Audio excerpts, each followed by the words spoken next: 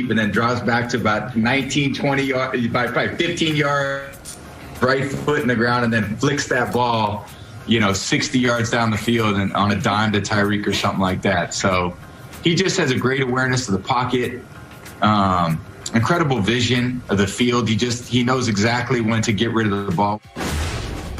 Shannon, was Brady complimenting your guy or critiquing Mahomes? Skip, is really hard to tell because Brady is so scripted.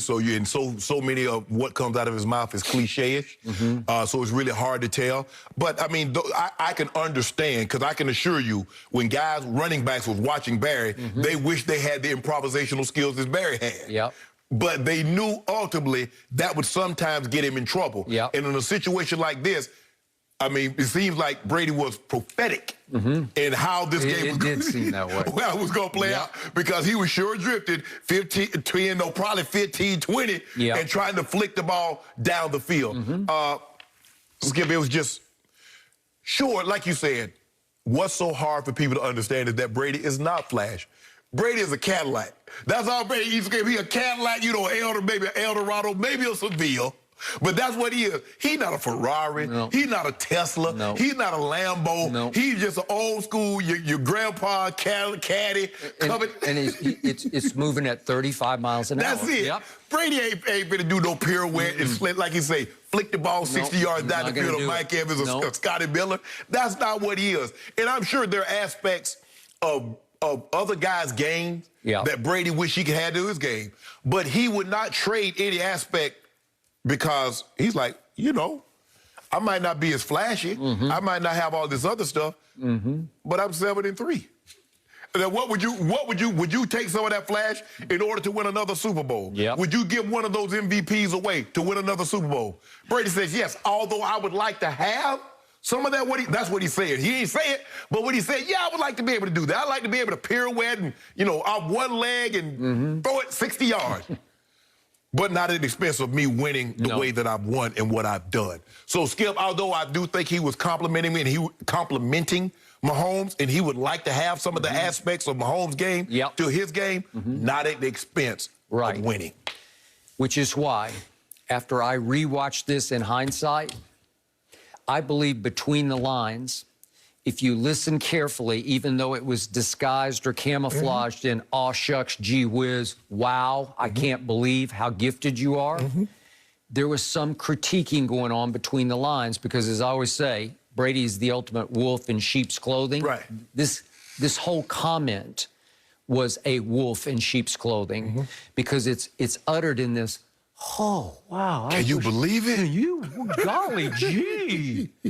And yet, in the end, the tone feels like, but good luck. Yeah. Good luck with all that. Good luck winning. Yes. Long to big picture. Big picture. That type of style. Okay, so now we have hindsight of seeing what happened in the game.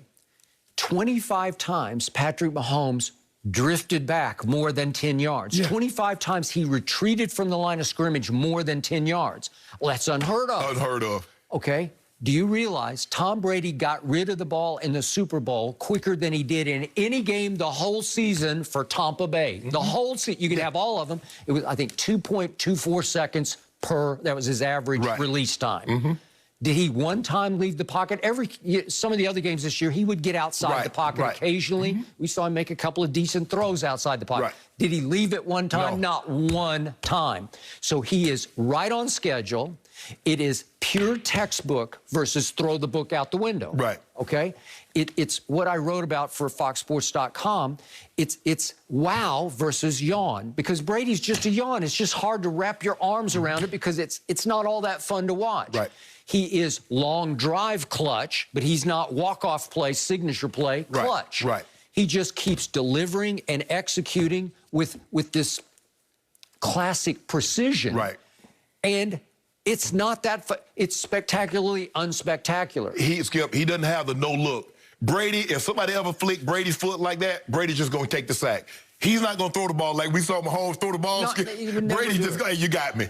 You got me, because nobody would teach that. No. You don't coach it. You don't teach it. And yet he went completely over the edge into spectacular. And a couple of times he almost pulled off some spectacular plays. The one play where it got through to Tyreek, I think there was hands on the ball, but it hit him in the face mask. He wasn't quite ready for it, but it hit him in the face mask. And my God. It's just, and after a while, I told you in the second half, I thought he started to bail a little too quickly because he likes bailing. And it's what people expect him. I compare it to the Michael Vick experience in Atlanta. After a while, as Michael will tell you, I had to start kind of living up to the expectation of it. Well, he was trying to live up to pulling off the play of the year, the play of the decade. And guess what? Skip, he was looking for that one play that would spark them. Yeah. And if he could have improvised, got out of that, he almost got sacked, throw the ball 30 yards down the field, somebody take it for a touchdown, maybe that, because it's always, Skip, if you notice, it's always been a play that would spark them and get that offense going. And their offense is their defense because they need a lead so the defense can start feasting. Once Mahomes get rolling, but that never came. And if you mentioned how quickly Brady got the ball away, you see, what happens when you disrupt the time? And what they did, they said, okay, we're going to rush 4. We're going to play cover 2, but we're going to put our hands on you. Because we just want you to hold it just for a 1/10 of a second. Now, Shaq, JPP, we're going to make him hold it. We're going to take away that first read. You got to get there the second time. Okay, but I also think that Todd Bowles instilled and drilled into his DBs, you cannot give up on the play. You cannot let them uncover because he is the uncover master. If he does... And by the way, he looks like he weighs like 235 or 40 to me, but he can move now. He has it's just supreme athletic ability. He played shortstop. He was a pitcher. Obviously, his father was a very good major league pitcher. But his ability to get outside the pocket, it's almost to my eye test eye. He doesn't look that quick until you start saying, well, wait a second. He's gone again. He's gone again. And they're having a hard time chasing him down. They're taking better angles. Like you said, they're cutting him off at the pass so he can't turn the corner. They're running him to the sideline where finally he has to just fall out of bounds and throw it. But he does have escapability to him that I didn't see at Texas Tech like that. No, I didn't see it either. I didn't really know he could run like that until last year in the playoffs. When he broke 2 of those runs. So after a while, you start to lean on it too much. You start to rely on it because in the end, what wins in this league at the highest level is pocket passing. It just does. It always has. And occasionally you'll have to get off script to make a play, but that can't be your primary bread and butter. It cannot, because Brady just showed you the recipe, the formula. At 43, I'll just stand right here, and I'm going to have to speed read because I'm going to have to pick the right guy quickly. And if I find the right guy and deliver it in 2.4 seconds, you're going to have a hard time stopping me. And that was the thing, Skip. They never got Brady off that spot. And they never rerouted his receivers. And so if you don't do that, if you let the guy, whatever he wants, his first read is Mike Evans, he's there. If Chris Godwin is his first read, he's there. If Gronk or Scotty Miller, if that's his first read, and you haven't moved him off that spot, you're not beating Tom Brady. You're not going to beat him. He can play until he's 50. If you don't do that, he will slowly but surely pick you to pieces, just as he did the other night. And if you think about it, Skip, what did Coach Belichick do to the greatest show on turf? They got physical, played cover 2 style, be able to get home on Kirk. What did we just see? Get physical, be able to get home on Patrick Mahomes. That's the recipe for any great offense. That's what the Giants were able to do to Tom. Tom understands it no matter how great you are. If somebody can get you off that spot, they got him off his spot. He didn't even have no spot because he was all over the place, Skip. I don't know where his spot was supposed to be. It was just never where he wanted it to be. So in the end, as even you have acknowledged, Brady knows and sees all. Nothing gets by him. So in that interview, that pre-Super Bowl interview, I think he was sort of foretelling what was about to happen. Like, wow, Patrick, that's amazing. And good luck. That's amazing. But if you think you're going to win long-term, multiple Super Bowls like that, Skip. No. Think about it. Fran Tarkenton was all over the field. All over the field making plays. I know our younger viewers have no idea what you're talking about, but he was impossible to corral. You just couldn't get him down. And he played the Raiders in a Super Bowl that I covered at it was at the Rose Bowl. Rose Bowl, Was it the Coliseum? No, it was at the Rose Bowl. And the Raiders beat him down. Because they were able to hem him in and keep him from hurting them. And then that was the one old man Willie Brown, old man Willie picked him off. But they were physical. Willie Brown.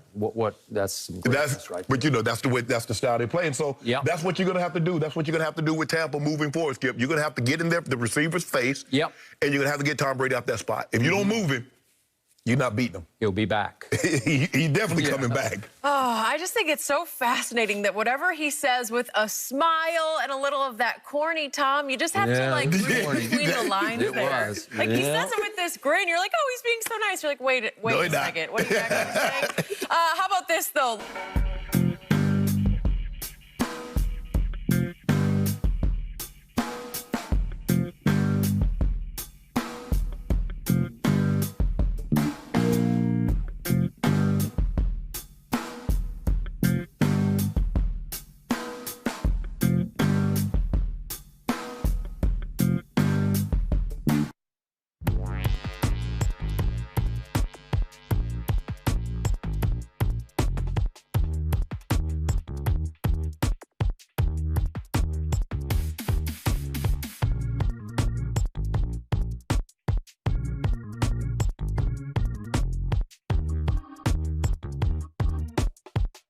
Clothing because it's uttered in this, oh wow, can you believe it? You golly gee.